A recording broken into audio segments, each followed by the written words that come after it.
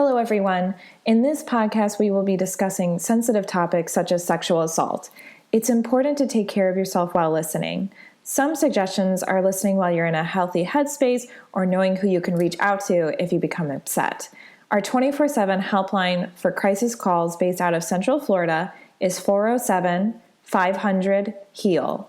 By contacting the national hotline at 1-800-656-4673, you can get support and learn about your local resources. There's always someone ready to help.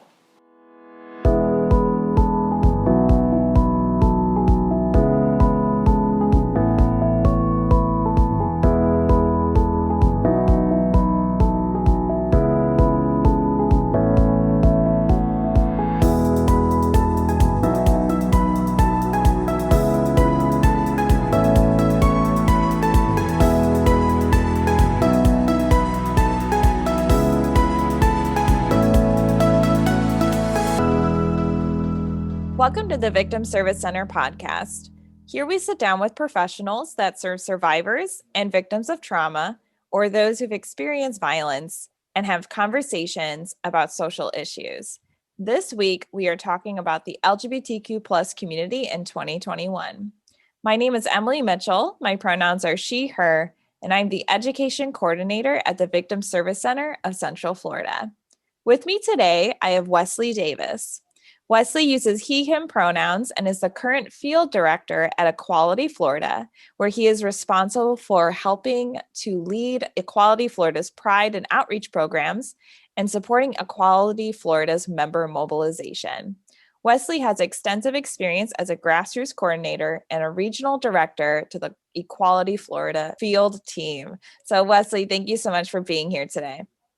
Thank you so much, Emilie and Kevin. I really appreciate it. And I appreciate all of the work that y'all are doing to uplift Pride Month.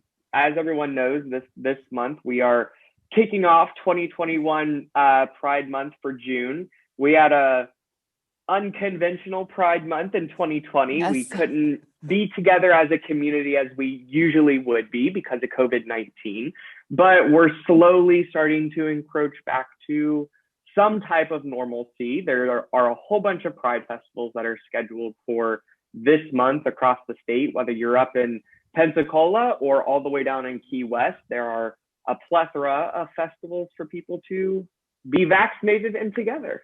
I love it. Yeah. Thank you so much for being here. And I also have returning Kevin Fox. So Kevin Fox uses he, him pronouns and is a victim advocate in an adjunct position with the VSC and Zebra Coalition, serving survivors in the LGBTQ plus community. Kevin worked as a high school teacher while receiving his Master of Arts in Clinical Mental Health Counseling from Rollins College. His passion when working with clients is to help them increase their resilience and satisfaction with their everyday lives. He seeks to help clients increase their meaning from life and live more authentically and honestly. So Kevin, thank you as well for being here today. Yeah, I'm always happy to be here. And I'm glad. I feel like in my head that I knew we could do a podcast with Equality Florida at some point because all of our listeners out there don't know, but that was one of my internships, and I stayed much longer than I had to because I liked it. So I got sent to all kinds of Pride festivals, from helping with giant prides like Orlando, or even some on Space Coast that are pretty big, to there was one Pride I did and it was their first year and it was like a rundown shopping mall and it was about 70 people. So it's cool to see, like, no matter where you are, how rural the county, how small Pride is in some areas where it's not the norm, that there's still something there that's developing. So that was cool. And I think that's the really exciting part about the moment that we're in, is that first we had marriage, then we had the Bostock Supreme Court case last year, and then we had a historic pro-equality ticket win in November. And so you're starting to see this wave of success and breakthrough moments for the LGBTQ community. And that's what you're seeing in the state of Florida. And it is specifically what Kevin said, is that you have all of these small rural communities, DeSoto County, Polk County, Fernandina Beach, all of the Indian River County, Vero Beach Pride, all of these small rural counties that are in small pockets in the state are now starting to feel the presence of acceptance and that slow incremental change. And they're starting to have their own festivals. And we're excited to help them. We're excited to be a part of the process, but we're also just excited to have more visibility in areas of the state where the LGBTQ community holistically hasn't had as much representation or visibility. That is really exciting to know, because I think when we talk about things like, you know, the LGBTQ plus community in general, we do kind of think of like the big cities and things like that. So it's nice to know that these smaller rural areas, the norms are shifting there too. And as a really brief introduction to this podcast, so in honor of Pride Month, which I think everyone knows it is now, which is nationally during the month of June and locally in Orlando in October, we are hosting multiple podcasts uplifting topics and conversations surrounding the LGBTQ plus community. So today we are going to be talking about a little bit about LGBTQ plus history, what current resources are available for the LGBTQ plus community, the current needs of the community, and ways we can all advocate and change the culture that contributes to discrimination. So to start off, I'd like to ask you, Wesley, can you talk a little bit about Equality Florida and the work that you do there?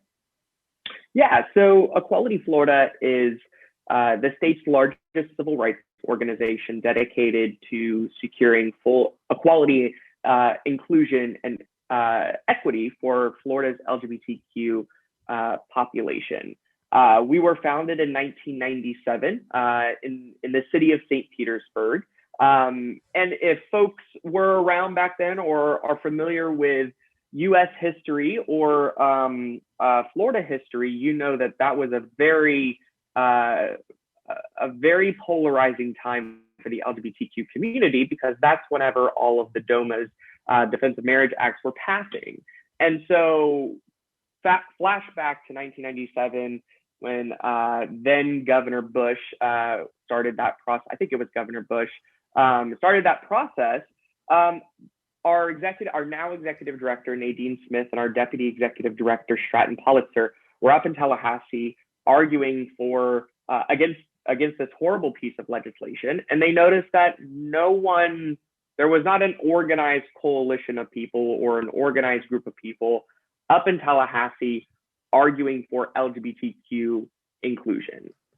And so days later, they formed Equality Florida. We started it. I love hearing this story because we started off in a very small office after we grew out of Nadine's home.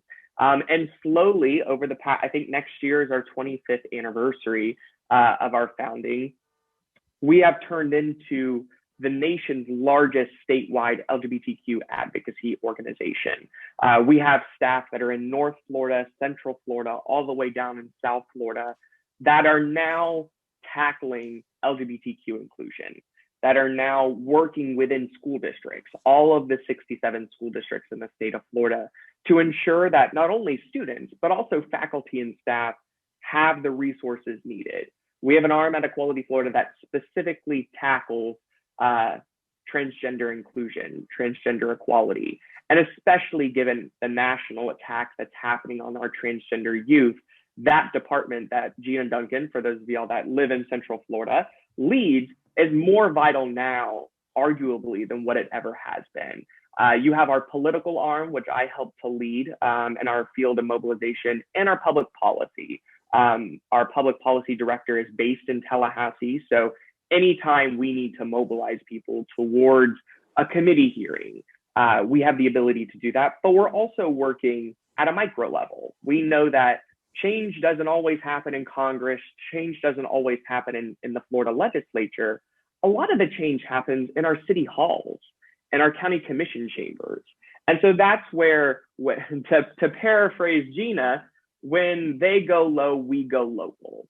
And that's really been the mission of Equality Florida, is to make sure that we are cultivating the relationships with folks like Mayor Buddy Dyer of Orlando, with the new county mayor in Miami-Dade County, Daniela Levine Cava, really making sure that we are cultivating the relationships to not only enact change, but to change the culture, change the hearts and the minds so that LGBTQ inclusion is a thing of the past. Absolutely. And thank you so much for that overview. I loved hearing the history of it too. I love hearing kind of this idea of it starting really small and kind of growing and growing. And I wanted to also, ask, is Equality Florida, does it have any kind of sister agencies across the US, or is it mostly just Florida? That's a good question. So pretty much every state has a variation. So you have Equality Texas, Equality California, One Colorado, Equality Ohio. We're not legally combined as one organization. We're kind of our own autonomous organizations, but we are all connected. One of the great things that I love about the LGBTQ movement holistically is that between Georgia Equality, Equality California, Equality Texas, all of us field directors are talking consistently, because Shannon, the field director with Georgia Equality, they just did something historic. And if I'm able to learn what they're doing to adapt Equality Florida's programs to learn from them, then please let me, I'd love to do that. Same thing goes with Equality Ohio. All of us talk to each other because we want to know what is working, what isn't working, so that we're working smarter and not working harder, especially in these moments. And then you have our national partners, so like the Human Rights Campaign, who we work very, very closely with, the National Center on Transgender Equality, et cetera. So there's a whole bunch of organizations statewide, nationally, and locally. Save Dade, which is a South Florida LGBTQ advocacy organization who is doing incredible work in South Florida. We work super closely with Orlando, their executive director, to make sure that we're all having that consistent conversation. One of the products of the COVID-19 pandemic was that we all, well, and everyone knows this, we weren't able to be in the same room. So Equality to Florida decided to convene monthly calls with LGBTQ leaders across the state and across the country to just say, what's happening? What are y'all needing? What resources are y'all needing? What is the LGBTQ community on the ground hearing? What is the community needing? And so that's really what we've been trying to anchor ourselves in as the convener, to steward the conversation for the community, to make sure that the LGBTQ community holistically has the resources that we need. And I love kind of the idea of community partnerships for sure. I know that the VSC and all other nonprofits, of course, like this community partners are super important, building those relationships. So you talked about needs. So what do we mean by, like, when we say LGBTQ plus needs? What can these include? How have they changed over time? Do they vary state by state? Things like that? Well, I would say that I would put that in two separate buckets. I would say there's the bucket of LGBTQ rights. So what policies or what inclusion markers do we need? And two, I think it's actually pretty relatable that we're on here, is mental health. A lot of folks right now, my parents included, when I came out to my parents, a lot of people presume that once the LGBTQ community received marriage from the Supreme Court, that was it. We'd pack up shop, we're done. All right, y'all, go home, we're done, take a nap. But that's actually not the case. What you're seeing now is that LGBTQ youth, homelessness, and suicides have been at a historic high. You're seeing that although more people are coming out at an earlier age, the polarization right now, the political climate, is not allowing for an acceptable climate and an acceptable environment. So I would say that one of the resources that we routinely are making sure that folks have is the mental health capacity. Not only layered in with the pandemic, which has hit everyone, that I've never experienced before, I'm sure y'all have never experienced before either, is making sure that now that our LGBTQ youth our queer youth no longer had, in 2020, a classroom to go to. Not every kid has a welcoming home to go home to. So I know that our Safe and Healthy Schools team, that's a department at Equality Florida, has really been working to provide the space, the virtual space. So sometimes they'll just host open Zoom lines where they'll just hop on. I know that there's a couple of texting services for queer youth as well, not only in the state of Florida, but across the country, that just simply allow someone to text like, hey, I'm not doing great. And there's texting services for that too. So Equality Florida is really honed in to making sure that these resources are not only filtered through to our membership and our community, but also to our local partners. So like the LGBTQ Center in Orlando and Kissimmee, Compass in the Palm Beaches, the LGBTQ Center up in Bay County near Pensacola, really making sure that all of our local partners, all of our local LGBTQ centers know about these resources and have access to these resources for their community. I would say the other bucket is policy, which I know we walk a fine line on, but just because we had marriage equality does not mean all of everything else goes away. It's not as simple as that.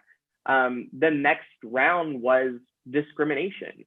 Up until last year, if I worked at a company and had everything set up at my desk and had a picture of my partner and I could be fired, no questions asked, simply for who I love in the state of Florida. Yeah.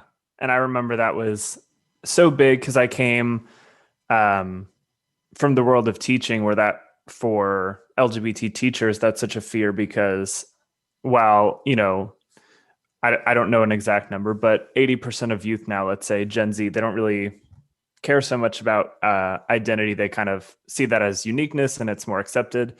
But it only would take one student to complain to their parent, to complain to the principal, to, end someone's career or their livelihood. And even once that happened, I thought even more impressive than that, finally being recognized in Florida to not be fired based on orientation and not be denied equal opportunity for jobs. Disney, one of the largest companies soon thereafter, loosened their policies to allow for more gender inclusive expression. So I have queer friends now who maybe present more male, but they can paint their nails now and have their ear piercings in, or they can wear makeup if they want, if that's what they're comfortable as.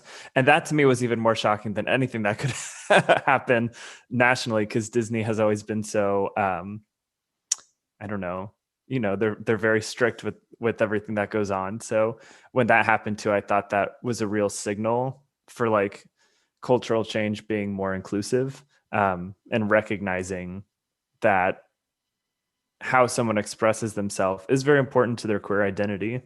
Mm-hmm. I think that's really well said. And I wanted to kind of lean more into those norms and things like that, as far as, cultural ideas around the LGBTQ plus community. So what are the current social norms impacting the community locally, nationally, and how have these social norms changed? So we have that example. I didn't know if you had any others that you'd like to bring up.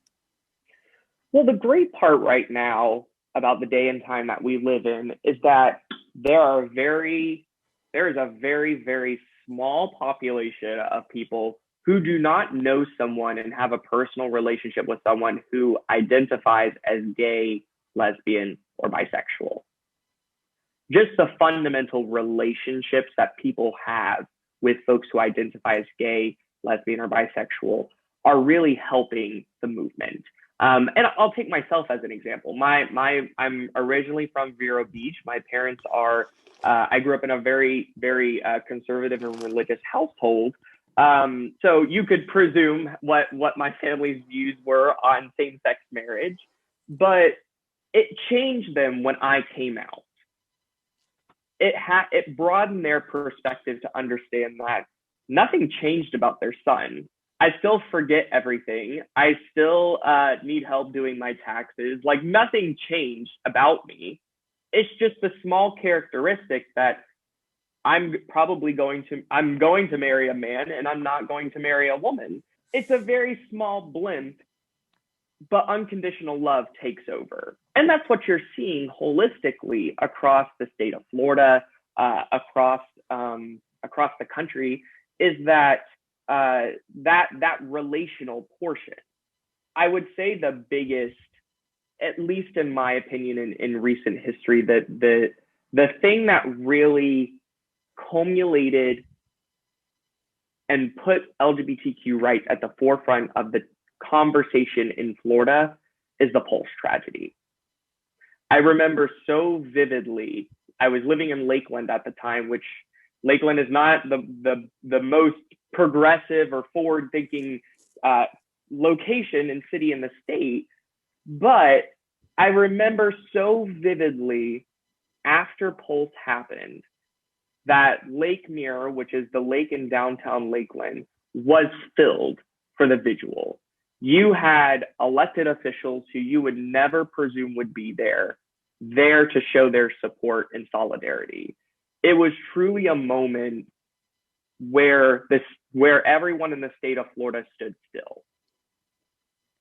And it really helped to change, unfortunately, the hearts and minds of so many people of LGBTQ inclusion, of why that conversation is needed.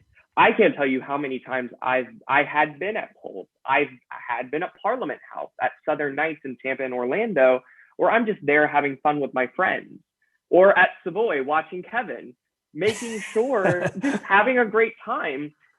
And the fact that all of that could be shattered by one decision was really hard to digest for a lot of us.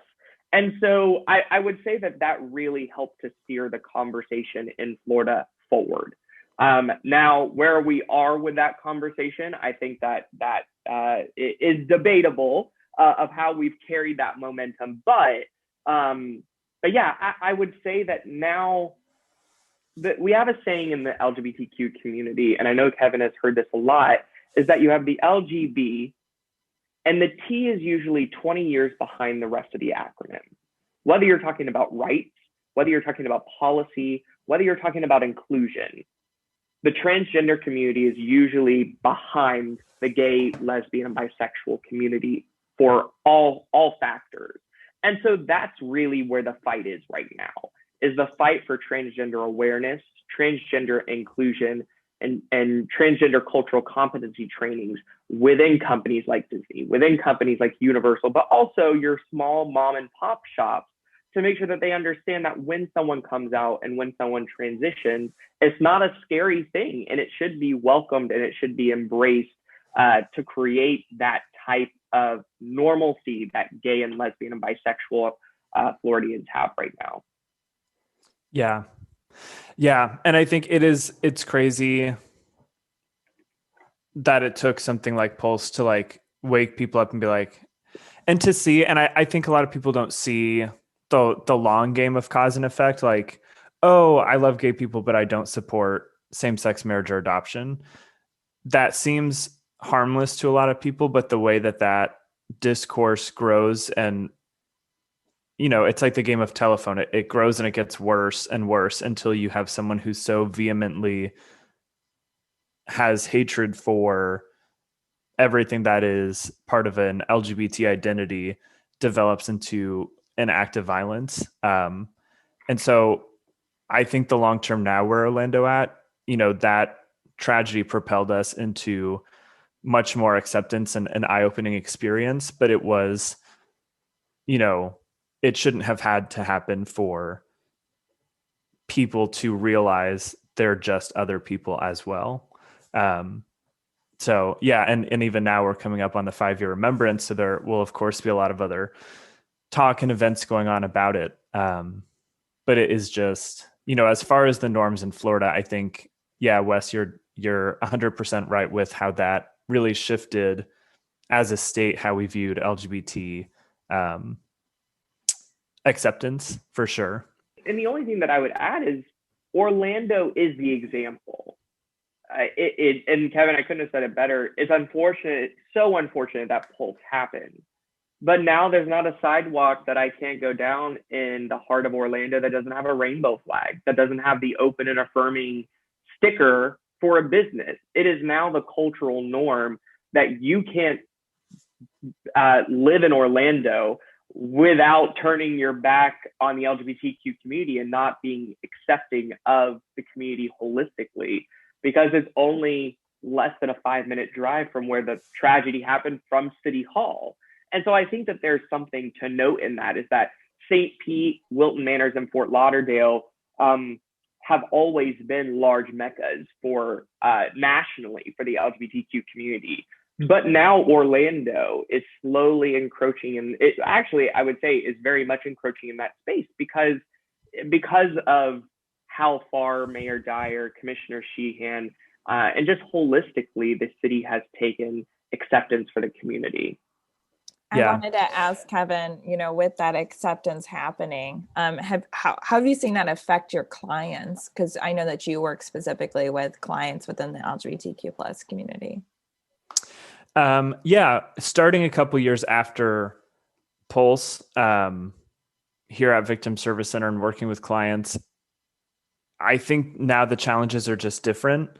So there's many clients who don't fear necessarily that they can't marry someone they love, or that they will be turned away from a hospital, like those older, I guess, ideas. But now, really, unfortunately, in a lot of ways, especially for a lot of the trans and non-binary clients, it's just been replaced with other fears and concerns, which I think goes back to, what Wes was saying earlier. People think that it stopped at marriage, and they forgot that there was a lot left to be done.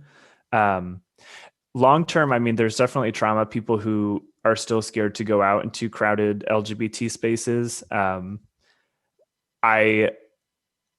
I would assume that most of us, when we go to a gay bar now, we probably know where every exit and emergency exit is, because we've had to take notice of those things extra carefully. I mean, that's probably a bit of my anxiety too, even because there have been crazy acts of violence in movie theater. So when I go to a movie theater, I want to sit on the end and I'm looking out, and it's crazy. But in a queer space now, you feel that I'm here to have fun, and I'm not going to let that person win. I'm not going to let them take away my right to have fun and go out to a queer space. But as a result, I am probably a bit more aware than I should have to be of safety and of exits and of, suspicious looking people and all that stuff. And I think that lasts, that still lingers for sure. Well, and just to jump in real quick, a lot of people who don't share the queer space are like, well, it's a bar, just go to a different bar. Just go. I can't tell you how many times, for those of you that live in Orlando, I've been told, well, just go to Saddle Up, just go somewhere else. And it's more than that. Gay bars were formed because it was our safe space. It's the space where we can kiss our partner. We can hold each other's hands, and we don't have to always look behind our shoulders to see if that act of violence is going to happen. There's something so empowering, but also relaxing at the same time, to just enter a space and just let your guard down, to be your true authentic self and not have to worry about it. And that's what Pulse took that away from us. I got chills whenever Kevin said it, because a lot of us still walk into places still unsure if we should take our guard down, still unsure if we should keep our eye off to using our peripheral visions, keeping in mind where the exits are just in case. So yeah, there is something really powerful in the point that Kevin is making, because they took that away from us. They took one of our only safe spots away from us when they did that. And it's not just a Florida thing. When I traveled before the pandemic, I had the opportunity to go to Chicago, and people still feel that way in Boys Town, even though Chicago arguably is one of the biggest gay meccas and LGBTQ. They have their first Mayor Lightfoot is the first openly LGBTQ mayor in a major city in the United States, but they still feel that way. There's still that threat of, you don't know what's going to happen until it happens. So there's that level of anxiety that still takes over from time to time.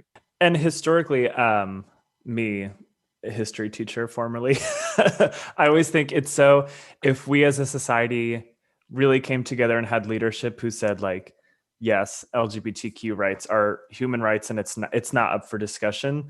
I mean, if you look throughout history, pre-India, for example, a primarily Hindu nation, pre-British colonization, a lot of the religion revered and held up people of trans identity because they were seen as being able to access the masculine and the feminine side of life, and they, could walk in both. And it was it was a huge, point of appreciation. And then people came in, like the colonizers came in with their ideas, and they decided to change what that is.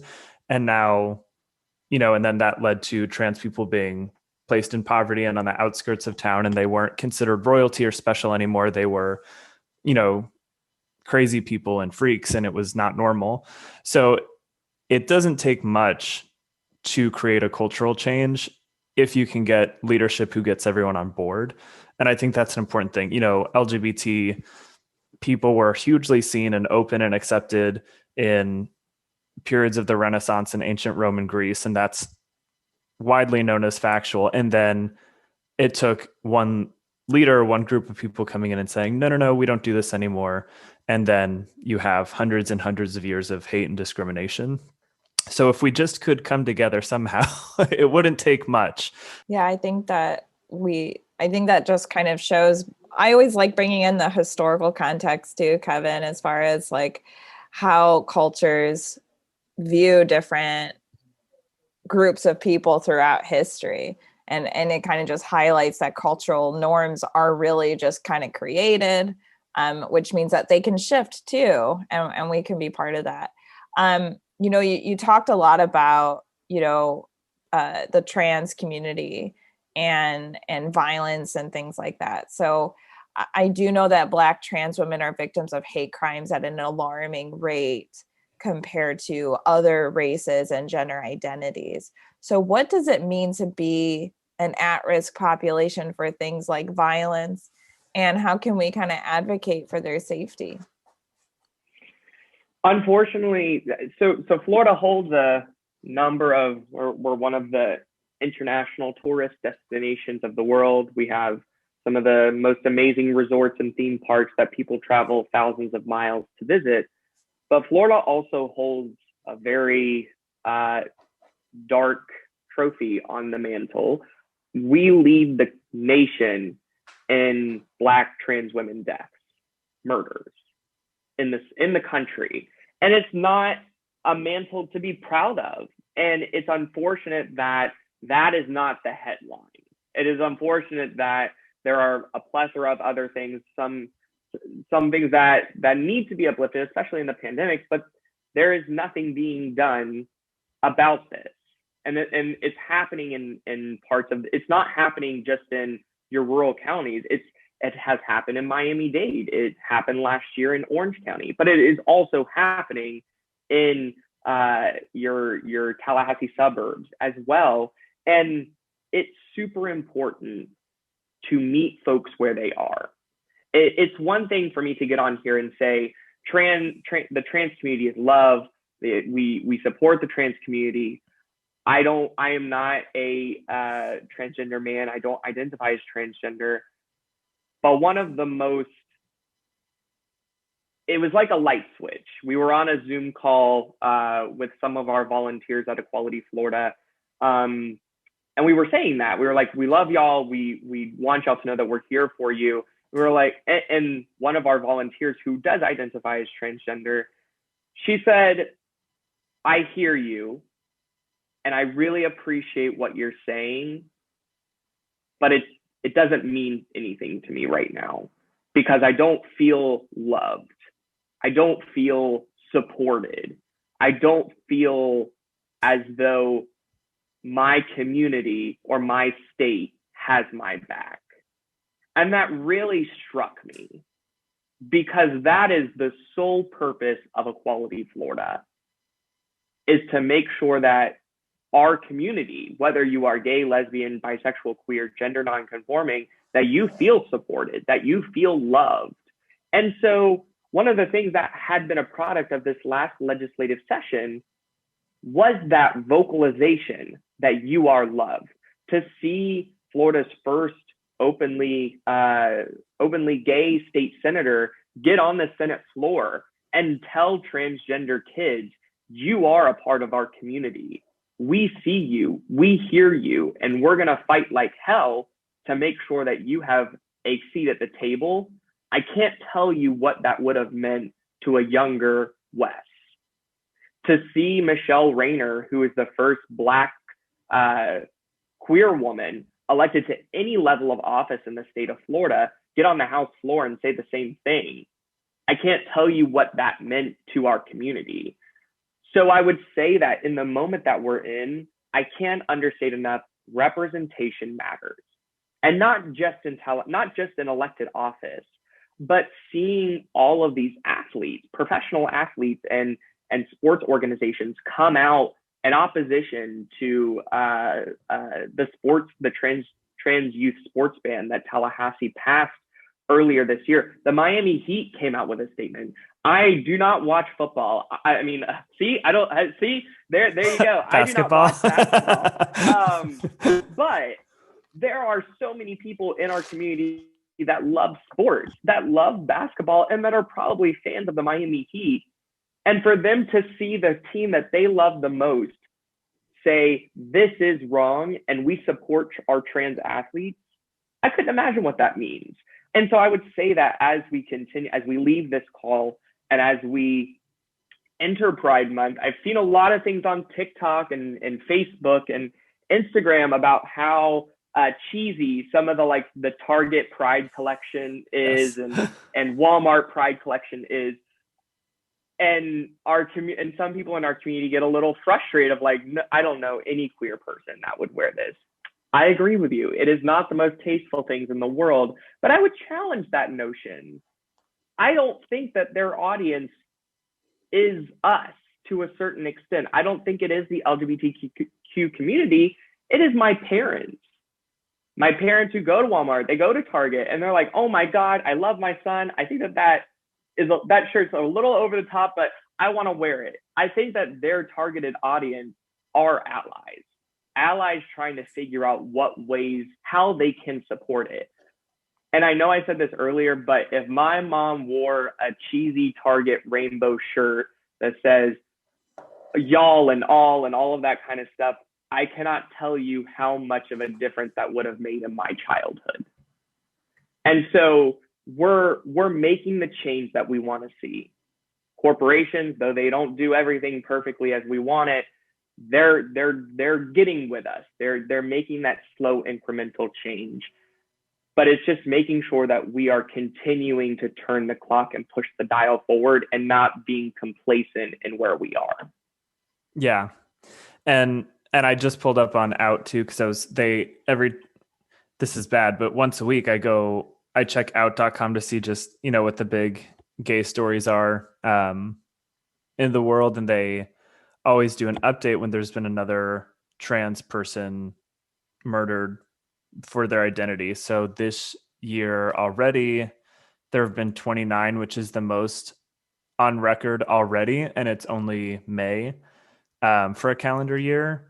So we are seeing the uptick. And I think what is equally on the rise to counter that is the amount of trans representation we're slowly starting to see.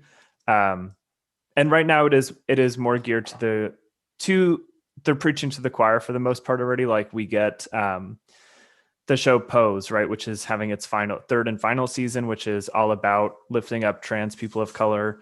That's accessible to everyone. Shows like Legendary on HBO Max, which literally get HBO Max just for this show. They don't trust me. They don't sponsor us, or I'd be much richer, but it's amazing. And then even like on the show that is the biggest platform for gay and straight people, the best reality TV show in the world right now, Drag Race, just unveiled the next All Stars cast, which features 2 trans women. So we're seeing more representation very slowly and quite a long time coming, but it's starting to slowly happen. And it's those types of shifts and changes that are going to lead to hopefully a decline in misunderstanding trans identities, misgendering people, and of course, violence. So we see these like small pockets of change, and hopefully that will generate, deeper understanding by having this visibility, having trans stories told. And so I think that's the, hope to all this tragedy within the trans community, is that people have access to the information now. It's out there. So if you don't know something, instead of burdening a trans person with 1,000 questions, the research is there. You can go to any, human rights campaign. You can go to Equality Florida has their whole transaction team. You can go to any of these like resources and you can find information. So, and I think to what you said earlier too, Wes, is like knowing someone who identifies as trans is going to shed a whole new light on the subject. So just as you might know a gay person or a lesbian person, knowing someone who is trans and what their experience is like is the best way to generate acceptance and change. Well, and two of the things that I'll not to overdo it, but Gina Duncan leads our transgender advocacy arm at Equality Florida, and her team really put an analysis over the past couple of years of what does the transgender community need. And so one of the products of that analysis is that there needs to be a grassroots level base of trans activists in the state of Florida. So what Gina and Nicole Parker have been doing is holding transgender leadership academies in areas of the state, and essentially they recruit and advertise, and it's pretty much I think it's a 2-month or 3-month training program where trans and gender nonconforming youth, whether they're in high school, middle school, college, I can't recall what the age range is, but they're giving them the training, the understanding, like, okay, well, here's how you do a press release, or hey, when Kevin and Emilie call you and they want to do an interview, this is how you do an interview. This is how you can grow more support and grow more visibility in your community and in your county. I think the last one that they just wrapped up with was Sarasota and Manatee County. So really making sure that the next wave, the next round of queer, trans, and gender nonconforming activists feel prepared, feel as though they have the resources at their fingertips, so that when they take up more space, they're ready to take up more space. Absolutely. I think I hear this a lot where, one of the ways that we can make sure that people are getting the resources that they need and things like that is to make sure who's at the table and who's not at the table. And representation absolutely does matter. I loved hearing your story, Wes, about the T-shirts that, like, if I saw my mom wear that, I would, and this is how I would feel. I wanted to ask kind of, we talked about how like representation can hopefully lead to a decrease in violence against, people within the LGBTQ plus community, particularly the trans community. I wanted to lean in, and Kevin, you could talk either about like your clients and their feelings on it and things like that. But what is it like to see that representation? Like, what is it like to watch shows like Pose and things like that, and seeing just like the cultural shift and the embracing of the LGBTQ plus community?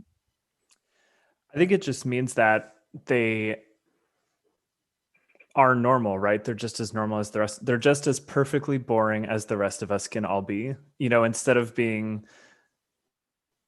highlighted all the time and pointed out all the time and the subject of so many conversations.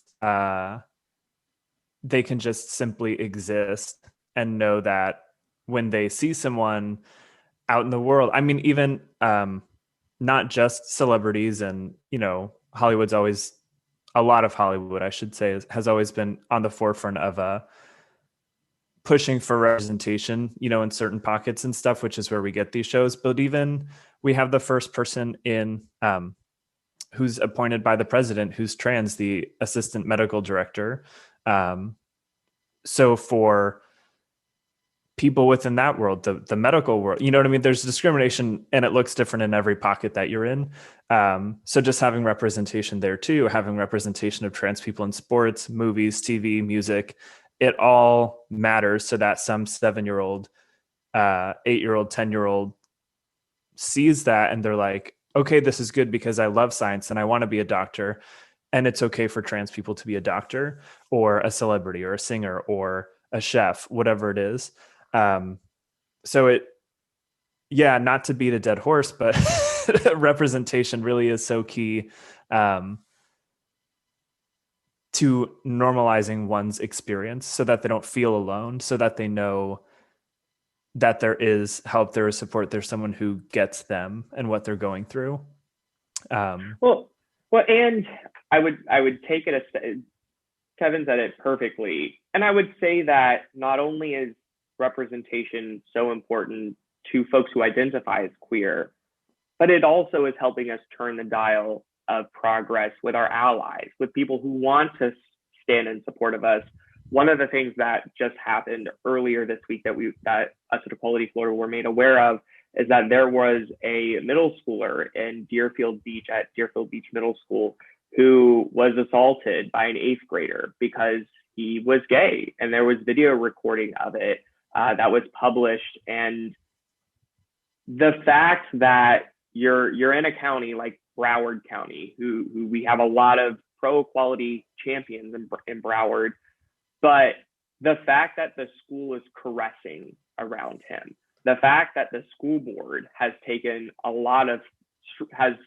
issued a very strong statement in support of this kid and condemning bullying, regardless of whether it's bullying because of someone's sexual identity or sexual orientation or gender identity, you wouldn't see that 10 years ago. That would be a very different reaction. And so I think that not only is representation important to the queer community, but it also shows the sign that to our allies, to our cis straight allies, that we're being accepted. We're here. We're not going anywhere.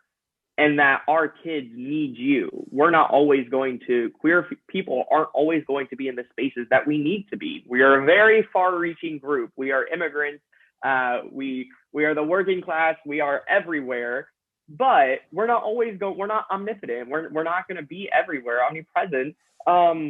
So it's always important for our allies to understand the struggles, understand the hard and bumpy road that we have been on. And I think that Broward, though things are still developing, I think that is a very clear moment of how a community who has been anchored so much in LGBTQ equality is still seeing attacks to LGBTQ youth, but the community won't stand for it.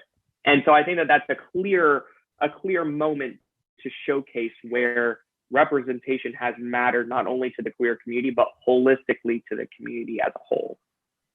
Absolutely. I love this conversation. Thank you so much for shedding so much light on that. I love that story that you shared. I think, going off of that, as far as the challenges and allies being more aware of it, I think that when we talk about things, it's always important to bring in the concept of intersectionality. And I think it plays a really important role here. So with that, what are some of those specific challenges that communities within the LGBTQ plus community face as far as cultural norms and discrimination? We've been talking a lot about the trans community. You can talk more about that, of course. But what about like BIPOC or Black, Indigenous people of color who are within the LGBTQ plus community? Maybe people who have a disability and identify within the LGBTQ plus community, things like that. That's a really, really good question. A really good question, and a really powerful question that has a lot of weight to it. Equality Florida was founded, for those of y'all that don't know, and I know I've mentioned her name a couple of times, Equality Florida was founded by Nadine Smith. Nadine is one of the longest serving executive directors of a statewide LGBTQ organization in the country. She is also a Black queer woman.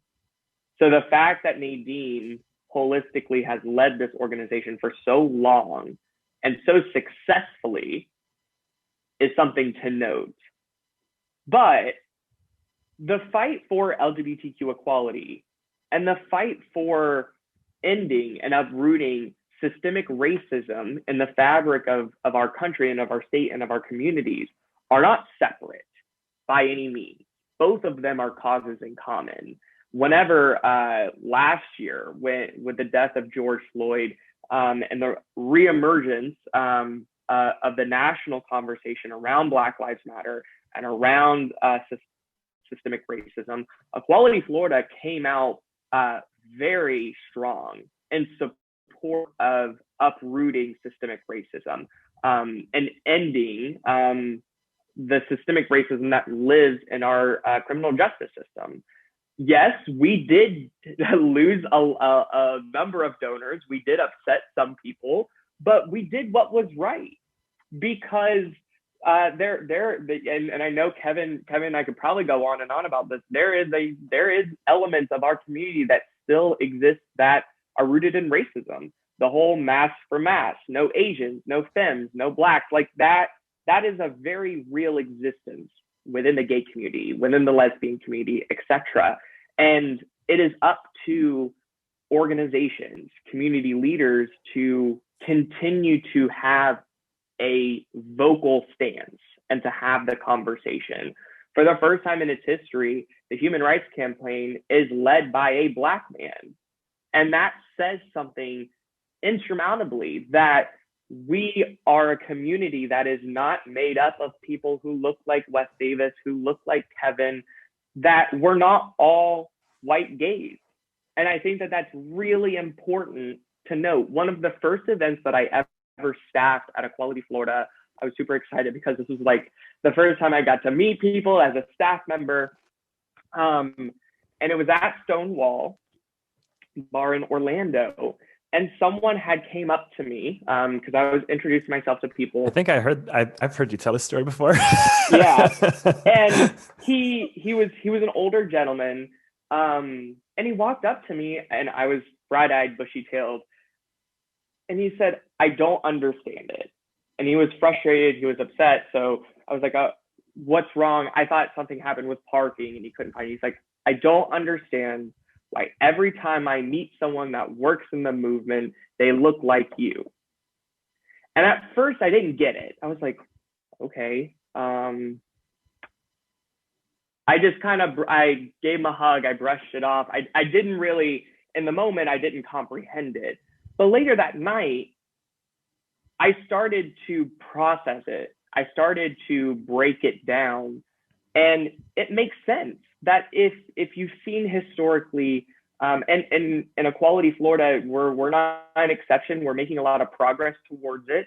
But a lot of people in our community are used to seeing LGBTQ leaders looking a certain way, acting a certain way, and talking a certain way. And in this day and age, that is not acceptable in our community. We have drawn a very specific line that does not fit patriarchal norms, that does not fit what society wants you to look like, how they want you to sound. I can't tell you how many times the person calls me trying to renew my car insurance, and they call me ma'am, and I'm like, you know what, it's okay. But I think it's important to continue to have leaders like Equality Florida, leaders like SAVE, leaders like the Palm Beach County Human Rights Council, the Human Rights Campaign. All of us need to continue to say racism is an issue within our community, but also take it a step further to provide equity trainings, racial equity, gender equity trainings to people who work in the movement to better understand what the microaggressions are that might be happening, but we just don't know that it's happening. And so that's what Equality Florida has been doing, is making sure that all of our staff has racial equity training, very hands-on training, so that when we're in the community, we can take that training to the community. We can help people understand why pronouns are important, because that has that racial equity lens built into it. But also walking the walk and talking the talk, hiring staff that reflects our community has been my number one goal as field director of Equality Florida. My staff and the staff at Equality Florida can't look like me, can't talk like me, all of them cannot be born and raised on a farm.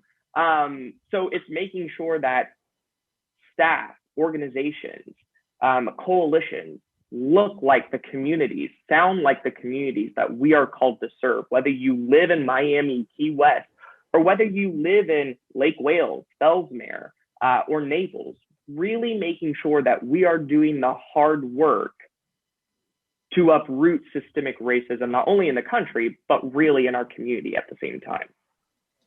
Yeah. I love that. And I wanted to kind of lean in and see what are some of the little things that like people who are listening, what are some like little things that they can do to help change this cultural shift, to change this culture, I should say. I feel like, again, that journey to self-education is so important. If you, and here's the thing, like there are certain people who have like probably Wes and I, part of just our jobs and what we do for the community. If anyone emailed me and was like, I would just love to pick your brain about how I can be a better ally, I would be open to that. That's not everyone's responsibility. It's not every Black person. It's not every gay person. It's not every trans person's job in life to teach you things that are widely accessible information. So either find the person whose role is that, and that's okay. Like, again, I'm sure Wes and I love doing that stuff. It's built into our jobs. But other than that, like the resources are out there. The TED Talks are out there from people in different communities who talk about representation and how to be a better ally. So seek those things out. And part of the more difficult work too is recognizing your own biases. You know, we grew up, all of us, in a society that prized white, heterosexual, cisgender, people and put them at the top of the food chain. So as close as you are to that thing, how much is your privilege, and how can you recognize that, address that, and recognize where your biases might be? That, I would argue that might be some of the hardest work, because you have to confront yourself and reflect and like, this is where I'm wrong. No one likes to admit they're wrong. I get it. But that's part of the work, is like, how have I perpetuated stereotypes? How have I continued wielding my privilege in a way that may have been harmful to someone else? That's the part of the work that I think people shy away from. They want to assume that they're good people. And just because you've had some biases or missteps doesn't make you a bad person. It's going to make you a better person to grow and change and recognize those things. So that's where the work gets tough and uncomfortable, but it's necessary in order to be a better ally to anyone in a marginalized community, is just to recognize those biases and that privilege. People are so scared of the word privilege now. It's crazy.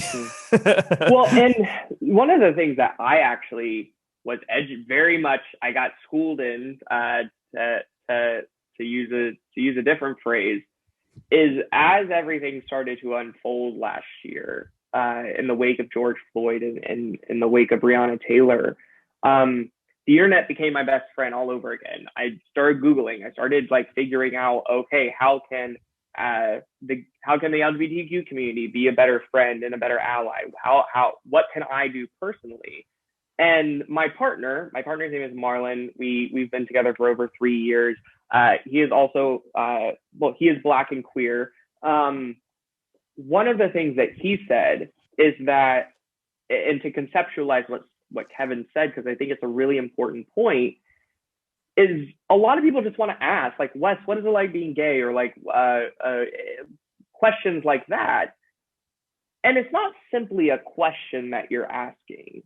One of the things that my partner helped me realize is that every time you ask questions like that, that requires a person to relive trauma that they have had to go through. So asking someone, what is it like to be Black in America? What is it like to be Black and queer in America?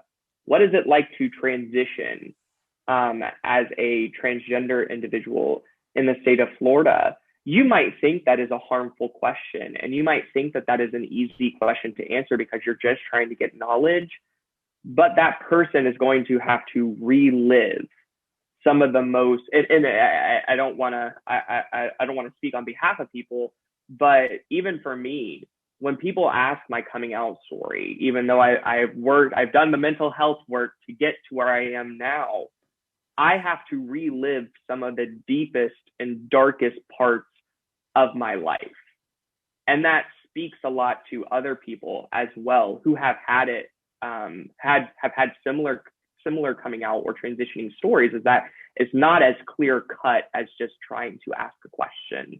You really have to put yourself in the other person's shoes. So as Marlon says, as my partner says, the internet is a wealth of knowledge, both inaccurate and accurate knowledge. But there are a lot of great resources, like Kevin pointed out, whether you're with the HRC, you can look on the HRC's website, Equality Florida's website, going on the Advocate, which is a national publication for LGBTQ media. I definitely recommend doing that because they lift up voices, they lift up stories that really help to paint a picture of what it is truly like being queer in the United States. I love that. I think that that's really helpful to kind of see like where to start if someone's looking to be more educated on it. And I think that, you know, to be an ally, that's very important. And I appreciate you kind of bringing up that other piece to it, Wes, as far as this could be, you know, for some people, this could be really destabilizing to relive something that may have been really traumatic to someone. Kind of a couple of last questions here before we wrap up. Do you think that change is kind of like this cyclical thing? And what would you say to someone, meaning like, do we go back before we go forward? Things like that. It's not always linear. And what would you say to someone who believes nothing will ever change or get better for the LGBTQ plus community? Yeah, I am going back to like my history brain, and I don't think it's cyclical, and I don't think it's linear either. It's like a moment in time, and we as the people who are making decisions, who are pushing for a cultural change, we define what that looks like at every point in time. I think we can get to a place where certain things are just normalized, like where gay marriage isn't a discussion, where it's just not talked about. It just exists, and that's it. But I don't think that it's cyclical and that we'll have all this change and then it'll go away again, and then we'll have to. I don't think it exists in that way.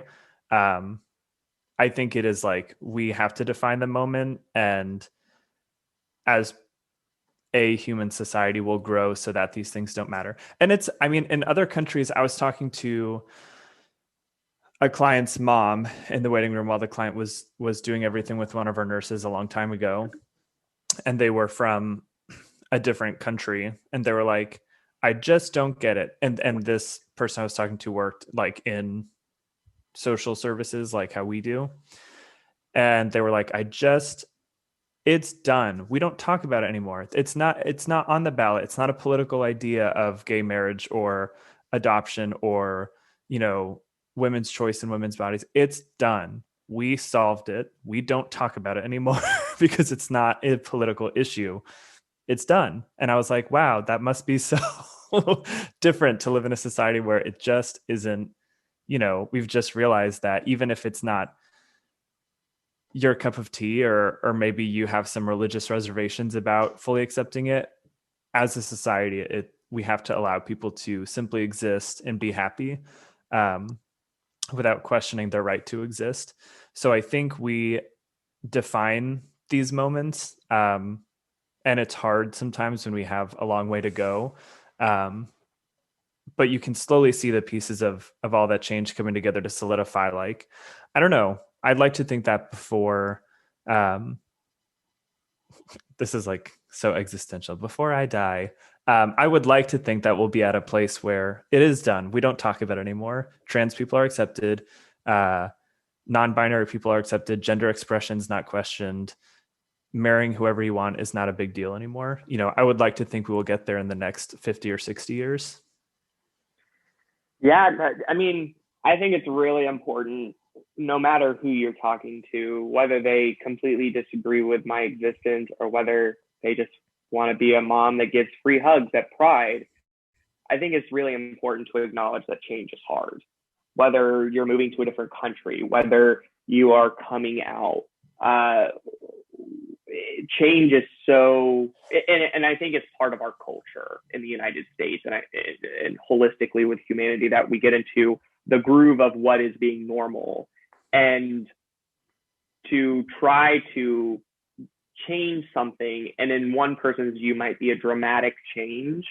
It's hard. It's hard to consume. It's hard to do, but it's possible. January 20th, we saw the first woman, not only the first woman, but the first Black woman sworn in as Vice President of the United States. My partner was in tears watching that swearing in because of what that meant. The same thing goes for, and as small as it sounds, the same thing goes for Black Panther. I can't tell you how many times we went to the movie theater to watch Black Panther and how many times we have watched it, because that's all my partner saw growing up as a superhero, as him as a superhero in a comic book, because everyone else is white. And so it's important to acknowledge that change is hard. It's important to acknowledge that change is possible. But I think it's figuring out, what is that middle? How do we get from change is hard to change is possible to change is here and done? Is that the best advice that I was ever given was to meet people where they are and not leave them there. And that could mean geography. That could be me going all the way up to Palatka to have a conversation with folks about LGBTQ equality, and then making sure that we continue the conversation after I leave. But I think really what at the core of it is ideologically, is I've had conversations with my parents since I have came out and since I've started doing this work about why I'm advocating for the things that I advocate for. Sure, it's a tough conversation. Sure, they don't get it at first, but they get there. And you could tell that they have the clear want to get there because they love me, because they understand that, well, if my son is fighting for it, it's important. If he cares about it, there's something to it. And I give my parents a lot of credit because they have come a long way as well because of that. And I think that that's where anyone that knows me knows that I do not leave a conversation without an ask. And that is my ask, is that I can only have conversations with so many people. If I pick up the call and cold call a voter or a person in Orlando, will they listen? Probably not. Will they talk to me? Maybe. But if Kevin has that conversation with his parents, that's better than me having the conversation. It doesn't have to be parents. It could be your neighbors as well. It's having the conversations with people that you have a relationship with. That's how we change hearts. That's how we change minds. And that's really how, especially in the LGBTQ community, we continue to turn the dial forward, is having putting a trans activist in front of a state legislator in Tallahassee who has never met a transgender individual before and just talking about her experiences. That's how you do it. It's not filling these huge stadiums, talking to as many people as possible. It's the small, intimate conversations at a Starbucks, at a coffee shop, at restaurants. So that's what we always charge people with, is making sure that they're having those intimate, hard conversations with people, because that's how we turn the dial. That's how we get incremental change in the state of Florida. Yeah, I think just storytelling is just a really powerful tool and it's just really helpful for everyone to kind of hear experiences so that we understand, how can I best help you as a supporter in whatever, a survivor of sexual assault, for example, how can I best support you? And then things like that. As a final question, just wanted to see if there was anything else you'd like to uplift that we may not have discussed, including, resources out there for, I know that you mentioned kind of like that text line for LGBTQ plus youth or trans youth, any kind of resources you want to share or anything you'd like to say to any LGBTQ plus survivors who may be listening or anyone from the community before we sign off? Yeah, I would say, to any of the queer youth that are listening, to any of the parents who just simply need resources or want to know how they can get plugged into what's happening to support folks, always go to Equality Florida's website, www.eqfl.org. There is a landing site on there. You can see the drop-down box and see all of the departments. I believe the text information, all of that kind of stuff is in our Safe and Healthy Schools tab on the website. So I really encourage people to check that out. Always the resource that Kevin has lifted up, I have lifted up, as the Human Rights Campaign. They're really tackling the national conversation when it comes to ending to passing non-discrimination policies nationally, but also inclusion nationally at the same time. I know that they just had the whole cast of Pose do a Zoom line with them, and people got to ask questions and all of that kind of stuff. So it's super fun. But I think the thing that I would leave everyone with on a solid note is we have had really strong moments, really strong breakthrough, successful moments for our community. You had, like I said, the Supreme Court decision, the Bostock non-discrimination decision, the executive orders that have come out of this current administration. And because of that, the Commission on Human Relations in the state of Florida just voted and passed that LGBTQ non-discrimination LGBTQ discrimination is illegal in the state of Florida. So we've had these moments. We're riding a really strong wave, rainbow wave, into 2022. But don't let your guard down, because there are people there that fundamentally believe that we should not exist. We should not take up space. Rights is not a pie. Because I have my rights, that does not mean that there are rights being taken away from other people. It is just solemnly rights that everyone is entitled to because of the Constitution.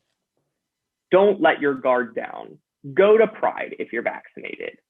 Be together, because that's what's been missing. That's why homelessness is at an all-time high. That's why suicide rates are at an all-time high. We need to be together as a community and support each other as a community. If we don't get it, challenge ourselves. If we don't want to get it, challenge ourselves. Do the hard work to be a better human. That has been my guidepost. That has been what Equality Florida has consistently challenged me to do, is to always be a better version of Wes for my community. And that's what I would charge everyone else with too, is always challenge yourself. Never be complacent with where you are. Figure out how you can educate yourself just a little bit more, how you can defend and help transgender youth in the state of Florida a little bit more. And we all have all of those resources for you at your fingertips at Equality Florida's website. Yeah. And to piggyback off that, yeah, I think this year holds a lot of hope from the last year, as far as what it means to be together again and how we won't take those things for granted, whether it is a pride space or a queer space. But yeah, going out and supporting and breathing life into our queer community again. I can't tell you, this is it's not like last words of wisdom, but so many queer spaces across America shut down because of financial difficulties. And so we're losing a lot of queer spaces. So go out, support them again, breathe life into them, give them all your money, whatever. And then as far as local resources, Orlando has everything. We have 26 Health Spectrum Health Impulse for health needs. We have Zebra for youth homelessness. We have VSC, right, for therapy services for sexual assault survivors. We have everything you need. You just need to ask. And if in doubt, call the center first. They have a resource binder this big that is organized. So if you say, oh, I need help with this specific thing, I need help with someone to help change my legal name through my, gender affirmation process, boom, they'll know where to go. So the resources are there. I say start with the center if you're starting at zero, and they will help point you in the right direction from there. I think that that's a wonderful place to sign off. So I want to thank the listener for listening to the Victim Service Center podcast. The VSC is a nonprofit organization that provides free, confidential counseling services for victims of any kind of trauma in Central Florida. To learn more about our services, please visit victimservicecenter.org. And to everyone listening, healing is not linear and you're not alone, and happy Pride. And thank you so much, Wes and Kevin, for joining me today. Of course.